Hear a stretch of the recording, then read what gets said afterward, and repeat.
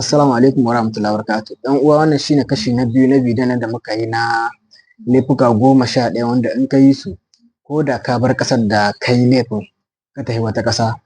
to gwamnatin ƙasar da ka yi laifin a cikinta tana da ‘yancin da za ta iya haɗa kai da ‘yan sandan wancan ƙasar domin a kama ka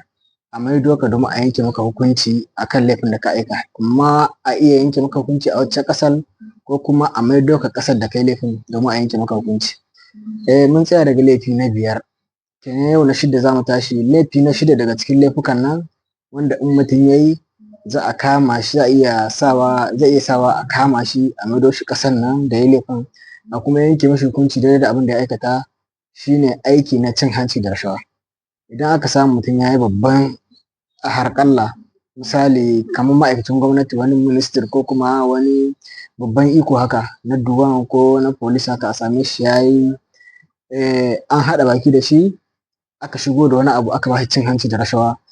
yayin da aka gano shi ya tsere ya bar ƙasar, to ana da ‘yancin da za a iya aikawa duk inda yake a maido shi domin a yanke mashi hukunci akan wannan laifi da ya aikata. Sai laifi na 7 shine laifin wanke kuɗi, ma'ana kuɗin ganye. Mutum ne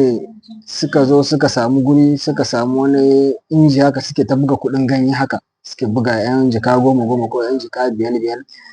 domin su yaɗa su cikin ƙasa, to wannan babban laifi ne, ko da ya tsere ana iya zuwa duk inda yake a kamo shi domin a yanke mashi hukunci akan abin da ya aikata. Sabida aikin laifi na buga kuɗin jabu laifi ne babba, sabida a duk lokacin da aka buga kuɗin jabu suka yi yawa aka watsa su, yana lalata tattalin arzikin ƙasa, kenan kun ga wannan babban laifi ne. Sai kuma laifi na 8 shine laifin garkuwa da mutane, kamar irin su yanda ake a Nijeriya, Allah ya kawo sauƙin lamarin nan, a ɗauki mutum a kai cikin daji a ce sai an kawo wani kuɗi irin na wanda su Bello Turji suke yi da sauransu. Kun ga yanzu wannan babban laifi ne. Yanzu misali inda sun ga damar kama shi, misali ko da ya tsere ya tafi wata ƙasa, to suna da ‘yancin da za su iya zuwa su tambayi waccan ƙasar a maido musu shi domin a yanke mashi hukunci akan abin da ya aikata na satar mutane da kuma garkuwa da su. Sai kuma laifi na 9, laifi na 10 shine laifukan yanar gizo, misali babbar damfara ta saman yanar gizo. 'Yan yahoo boy wanda suke iya shiga cikin kwant ɗin mutum su ɗauke mai kuɗi ko kuma su yi mai sata cikin kwant ɗin shi. Irin wannan laifi in aka kama mutum da ita, ya shiga cikin kwant ɗin wani ya sace mai kuɗi, ko da ya bar ƙasar ya tsere, ana iya haɗa kai da 'yan sandan waccan ƙasar domin a kama shi wannan mutumin a maido shi ƙasar da ya yi wannan laifi ya kuma zo ya girbi abin da ya aikata. Sai laifi na ƙarshe shine na 11, shine laifuka na fashin teku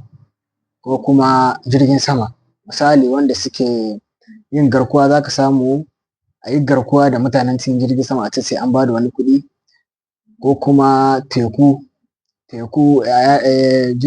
babban jirgi ya ɗauko kaya irin wannan, wasu su tafi da ƙanƙanan jirage su tafi su tare wannan jirgin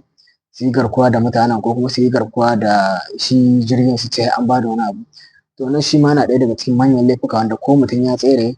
za a iya taya duk ƙasar da yake a kamo shi a maido shi domin a yanke mishi hukunci daidai da abin da ya aikata. Kenan wannan su ne laifuka guda 11, cikon na 11 kenan, wanda ko mutum ya aikata su in ya bar ƙasar, duk inda yake za a iya zuwa a kamo shi a kuma kawo shi a yanke mashi hukunci akan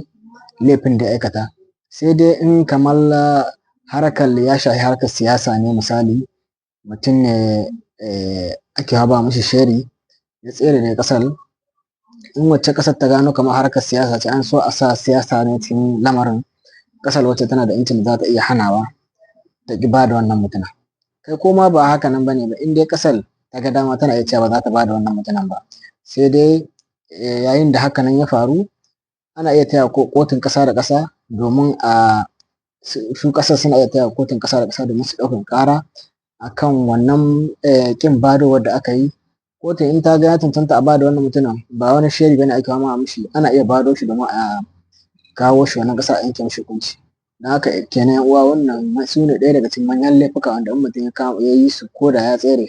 ya bar ƙasar, za a iya tafiya duk inda yake a kamo shi. Don haka 'yan uwa mu kiyaye da aikata laifi babba ko ƙarami domin kare mutuncinmu da kuma kimarmu. Assalamu alaikum wa rahmatullahi wa barakatuh.